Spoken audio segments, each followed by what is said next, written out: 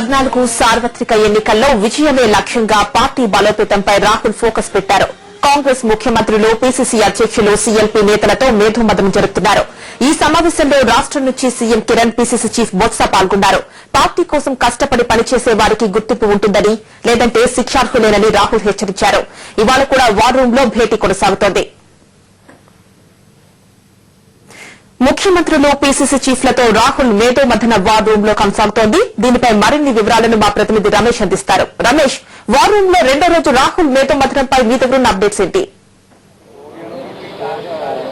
ఈ రోజు ఉదయం 10 గంటల సమయంలో వార్ రూమ్ లో భేటీ ప్రారంభమైంది. నిన్న మొత్తం 45 మంది ప్రతినిధులు వివిధ రాష్ట్రాల నుంచి సమావేశానికి హాజరైతే అందులో 32 మంది సమావేశంలో వారి అభిప్రాయాన్ని వ్యక్తం చేశారు. రాహుల్ తో వాళ్ళు మాట్లాడడం జరిగింది. మిగిలిన ఎవరైతే ఉన్నారో 13 మంది వారు ఈ రోజు సమావేశంలో మాట్లాడాల్సిన అవసరం ఉంది. ప్రస్తుతం ఆ యొక్క సంప్రదింపులో వాళ్ళ అభిప్రాయ సేకరణ అనేది కొనసాగుతూ ఉంది. మరికొద్ది ఒక 2 గంటల యొక్క సమావేశం ముగిసే అవకాశం మనకు కనిపిస్తోంది. ఈ రోజు 2 ఇంటి మధ్యలో ఈ యొక్క మీటింగ్ క్లోజ్ అవుతుంది.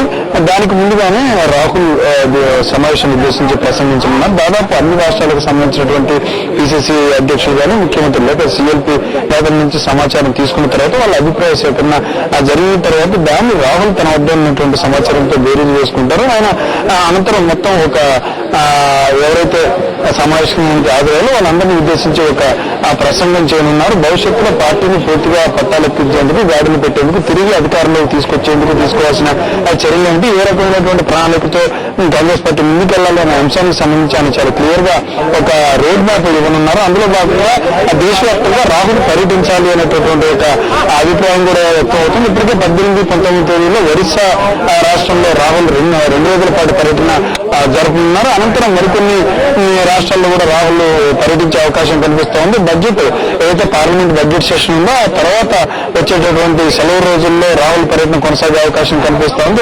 స్వయంగా రాహుల్ రాష్ట్రాల్లో పర్యటించడం ద్వారా పార్టీని కార్యకర్తల్లో ఉత్సాహం నింపడం, పార్టీ విజయావకాశాలకు అవసరమైన చర్యలను నేరుగా తీసుకునేటటువంటి అవకాశం లభిస్తుందని తెలుస్తుంది. ఆ అంశంపై కూడా ప్రస్తుతం వార్ రూమ్ లో జరిగేటటువంటి భేటీలో చర్చ జరుగుతూ ఉంది. మొత్తంగా చూసుకుంటే 2014 లోక్సభ ఎన్నికల అజెండాగా ఆ యొక్క సమావేశం కొనసాగుతున్నట్లుగా మనం చెప్పవచ్చు. మన రాష్ట్రానికి సంబంధించి రాహుల్ పర్యటన ఎప్పుడు ఉంటుందనే కొంత ఆసక్తి కూడా ఈ యొక్క ఆ చర్చ నేపథ్యంలో నెలకొంది. 2009 తర్వాత అగ్రనేత ఎవరు సోనియా గాంధీ కానీ ఇతర అగ్రనేతలు ఎవరు కూడా ఆ రాష్ట్రంలో పర్యటించేటటువంటి పరిస్థితి లేదు. ఈ నేపథ్యంలో రాహుల్ పర్యటన ఉంటుందా, ఉంటే ఎప్పుడు ఉంటుందనే అంశంపై కూడా కొంత ఆసక్తి నెలకొంది. అన్ని రమేష్ బులెటిన్లో మరి షార్ట్ బ్రేక్.